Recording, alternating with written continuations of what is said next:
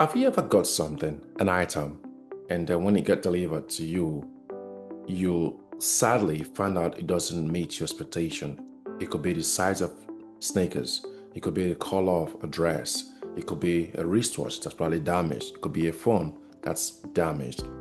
And then because the product has a 30-day warranty return policy, or 7 days, or 2 weeks, depends on where you buy the product from. Complaints differ from one place to the other, and you'd have to return that item. That is called reverse logistics. And that is what we're talking about this week. My name is Odiche, and I'm your host. And in this week's episode, we're talking about reverse logistics.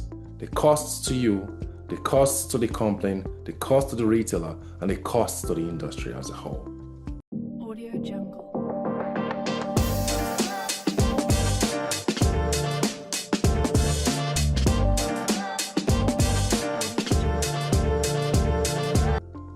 You see, sometimes we don't buy items because we like them, because we're excited to these items, and then we go to platforms. The most common, which is Amazon and Temu. We buy these items and we see the colors, the pictures, everything is just excellent. Even the reviews at times are excellent. But when we receive that item, it happens that it does not meet our expectations entirely. Maybe the color, maybe there's a damage on the phone, maybe the size of the sneakers does not actually fit. And so we'd have to return them. We'd have to return the item to the supplier. Now, the thing about returning items or products that we bought online from e-commerce platform is that it is expensive to the whole industry. It is expensive for us because now we have to either wait for the product to be returned for us to get a full refund, or for us to get a new product, which we're not happy with. Also, it is also cost intensive and even resource draining for the supplier, because now they have to get a transporter to come to your house to pick up the package again, and then because the transporter will return the package to the fulfillment center or to the warehouse.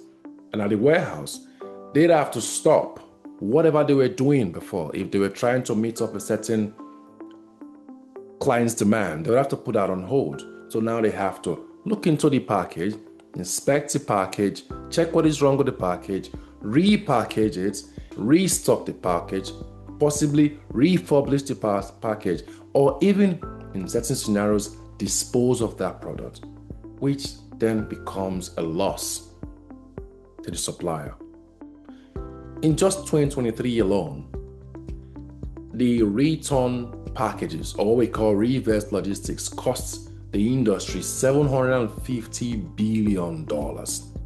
Now, what that means is that for every major supplier that made a return of $1 million, 400,000 of that dollars goes into return logistics, which means he lost 400K of that amount of money maintaining, taking in, refurbishing, inspecting, or disposing a product that may not go back into the system. This product could probably no longer be sold. Even if you refurbish the product, it may not be sold at full price anymore. The product may have gone through several forms of transportation before, mainly if the product is not within the same country or the same province or state.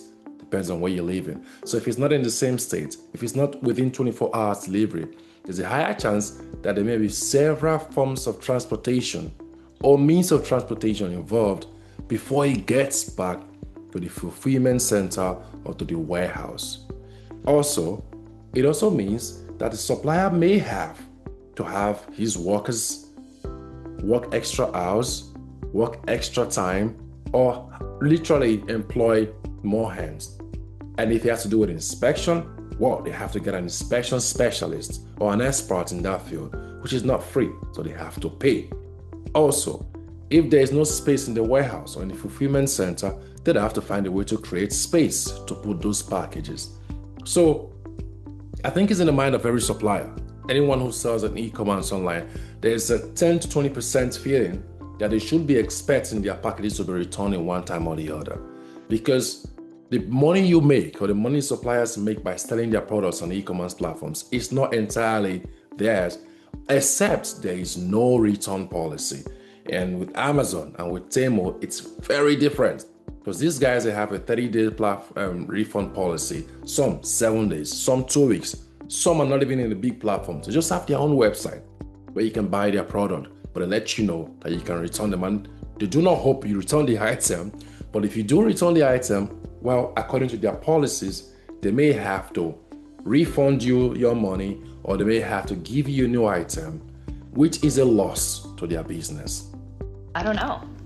So we just got a couple more of these in, more of these mailers. Now what's so weird to me is that it's the same color mailer. Like, we're getting this same pink mailer, and I can feel it already. It's another bit of like, what are they called? Shipping labels. Libby just dropped these off, right? Libby's like, here they go again. And then this one is another one of these like yellow mailers. Let's just see what they shipped us. Tattoos. Like, what is the game? What's the game? I don't understand it. Like, this makes me think it's organized somehow. There is someone somehow organizing this. This is Summer Al-Rayashi and from Detroit, Michigan. I can give you her phone number. It is on this. Should I call a number one day and see who answers? Can I have a snack? Yeah, of course. I've got blueberries and grapes. What? Wait. What's the game?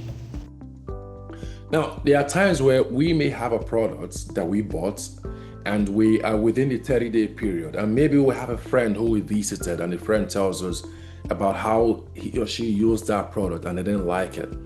It could also be from other reviews we didn't see earlier. It could be from an influencer, it could be from a celebrity or one of these social media influencers who reviewed or critiqued a product, and that critique or that review from the celebrity took a bad slam on the supplier. There have been cases, several situations we can find online where they get a critique from an influencer, a TikTok influencer, or Facebook, or even what we used to call Twitter. And that review led to followers of that influencer, followers of that celebrity returning their packages, sometimes in their thousands. And there have been situations where that return package could cost the company a lot. Now, it doesn't get to cost the company a lot because they have to pack all of these packages only. No, they also may even have to stall production. Some may have to delay, they may have to put a hold on meeting their customers' demands. They may have to cross or breach a deadline requirement by their customers because now they have a huge amount, an overwhelming amount of returns, and that would require them moving some of their workers from the floor to inspection. And there have been some cases where we see 6 to 7 people attending to one product because followers of a TikTok influencer, followers of a celebrity who feel that what the celebrity is saying means a lot to them, and then they've already bought the product and they don't want to have that experience to return the product. And so you see the companies getting thinned out because they have to move manpower from forward motion supply chain, which has to do with moving products from the warehouse to the fulfillment centers, to the transporters, to the delivery guy, and then to your house. Now they have to reroute or turn around that process to bring in delivery guys or the warehouse personnel, the guys that work at the warehouse, move them from moving products out of the warehouse. They have to bring them back into ensuring that the products that have been returned, is it refurbishable? Can we inspect and be sure that there was something wrong? Where did we go wrong? How can we fix it? How can we manage our online image? How do we manage our customers now that are still waiting for us to meet their demands? We have demands waiting and we need to meet them. Now we have demands from the people whose items has been returned that also needs to be met. So it's a stretch. It's a huge stretch. Studies actually has supported this discussion because there have been data that has shown that when it comes to e-commerce, 20 to 30% of the products sold may likely be returned. Likely. returned. And the peak period for returned items often occur, 1/3 of the returned items often occur after peak season sales. For instance, the Christmas period, the New Year celebrations. Peak season sales, after peak season sales, you really most often have situations where customers have to return their item. So it's a lot. It's a whole lot of expenses within the industry. It stretches the industry a lot. And according to Forbes, January 2022, Forbes said that 10% of the supply chain cost is owing to reverse logistics. Not forward logistics, not the fact that products are made, manufactured, put in the warehouse, put in the fulfillment centers, put in the delivery vans, sent to your houses, you receive the package, you're happy. No, the reverse, because you don't have to send it back to the supplier. And that amounts to 10% costs of all the expenses involved in the transportation logistics. Additionally, it said that more than 20% of the space you see in the warehouse are kind of like reserved for returned items.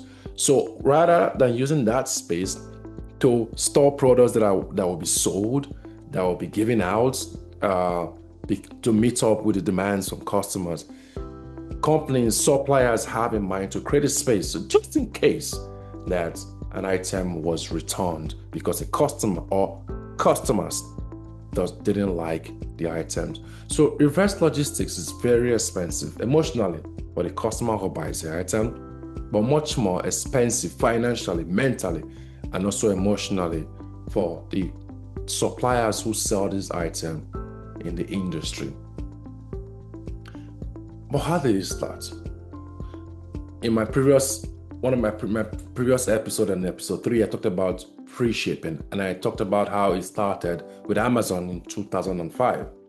The same thing with return policies. Amazon, the giants of e-commerce, had started this policy where you can return an item, no question asked, within 30 days. And so from becoming a perk in e-commerce, it became a right. So now if I'm buying an item, I would want to check about the return policy. I no longer see it as a perk or see it as something that comes with an extra ice on the cake, rather, that comes with the package. No, I see it as a right. And it's the first thing, besides checking the quality of the product, I also want to check on the return policy. So that's where it all started. And in the US alone, 30% of all e-commerce purchases are returned. 30%. That's 3 times higher than items that are bought in physical retail shops. So people who sell in retail shops, people who sell in your shops, where customers have to come, they have to check the items, they probably have to wear the items or see if it fits them, they have 3 times lesser item returns than the products that are bought online. When I mean online, I mean e-commerce platforms like Amazon, and now we have Temu. So people tend to return those items, and it's understandable why they return those items. If we have to use sneakers, for instance, shoes, we know that we have there's the US size, there's the European size, and then you have the Chinese size. And so if you're not conversant with the different sizes, and then you decide to go buy a product or a sneaker using the Chinese size or the American size, and when you receive the product, it doesn't fit you, you would have to return it. You'd have to return it. But if you go to a shop or you go to a retail store, you can wear it, you can test it, you can check several colors, you can check several sizes. You are not under compulsion to buy it. There's no pressure to buy it. If you want to buy, you buy. If you don't want to buy, you can return it. But with online, you have discounts, 60% discounts, 30% discounts. Buy 4 and get free shipping. Buy 6 and get free shipping. Buy 9 and get free shipping with 7 days return policy. So those little things makes you want to buy, and then you have this impulsive desire to buy goods you may not need. And when you do buy them, there's a higher chance that you may return some or all of them. That's why in as much as e-commerce is excellent, online shopping is excellent, it has its own costs. And that's what we're seeing today. That's the cost of e-commerce. The cost of e-commerce on reverse logistics is 3 times higher, running into billions of dollars annually compared to going to retail stores and buying items. Now, besides that, we also know that when it comes to the environment, it costs a lot. That over 5 out of the 5 billion products that are returned in the US, the carbon emission for those products are a lot. It's as high as the amount of carbon used in 3 million homes annually. So financially, it's expensive for the customer. Financially, it's expensive for the supplier. But because of the 360-cycle return, that's the transportation company, that's the warehouse that the supplier have to do, there's an emission, there's a carbon emission that would have been cut by half, but now has to do the full 360. And that carbon emission, that's what statistics is now saying, that it is as high as powering 3 million homes annually. So reverse logistics is a cost to the environment. It's also a cost to the industry. But where do we go from here? Maybe as time continues to go, we would have several data, several tech and AI-driven sizing tools that would help reduce the amount of reverse logistics that will in turn benefit the environment. For instance, there have been several apps now that we see online that people have developed that made it possible for you to just take a picture, put it on your feet. It shows if it fits your legs or your foot or not. And I've seen some of them on TikTok. I've seen some on Twitter where people develop this small platform, this small text that can help you see whether or not a particular shoe fits you or a particular dress fits you. That would help you analyze whether to buy a product or not. And in the long run, it saves you from returning the product, mainly if you need a dress or a shoe to go for an event. And unfortunately, that shoe doesn't fit you. And also, it saves the industry. The retailer as well benefits from it because he doesn't have to expect you to return the item because you bought it, because you tested, you tried it, you liked it, you bought it, it fits you, you give them a good review. So that's what retailers want to see. And as also, some companies now, Temu particularly, has now does where they have this offer rather where they've calculated the cost it will take them to receive your item, which may be more expensive, mainly when it comes to low cost items. They'll tell you to keep it, and there's a higher chance of them refunding 70 to 60% of that cost of the purchase to you. So if they analyze it, A/B factor, okay, it's going to cost us financially, it will be more. When it comes to carbon emission, it's more. All right, you keep the item, we'll refund 70% to you. That way, they don't have to stress their workers. That way, they don't have to pay more in returning the items. And they can also send you a new one if you still want them to send you a new one. So as time goes by, we'll continue to see data, AI, tech, tools, softwares develop in the industry that will help us reduce the amount of costs that we have when it comes to reverse logistics in the industry. It's expensive to every party involved. Let that be clear, because I will not be happy if I go buy an item and I have an event on reasons why I bought that item and I cannot wear the shoe because it doesn't fit me. I'll be sad. Emotionally, I will be unhappy. I don't think most people are happy returning an item that they bought online. So if the industry continues to evolve and softwares and apps continue to evolve and e-commerce platforms can adopt this app so that when a customer buys an item, the app can ask the customer if the customer wants to see how it looks like on his feet, on his dress. And then they can use AI to you have a feel of what it's going to be like on your body, on your feet. That's where the amount of reverse logistics that are caused in the industry would be reduced. And it will also be good for the economy. It will be good for the industry. It will be good for workers because they don't have to get stretched out to work overtime and spend less time on their life, on their personal affairs, on with their family.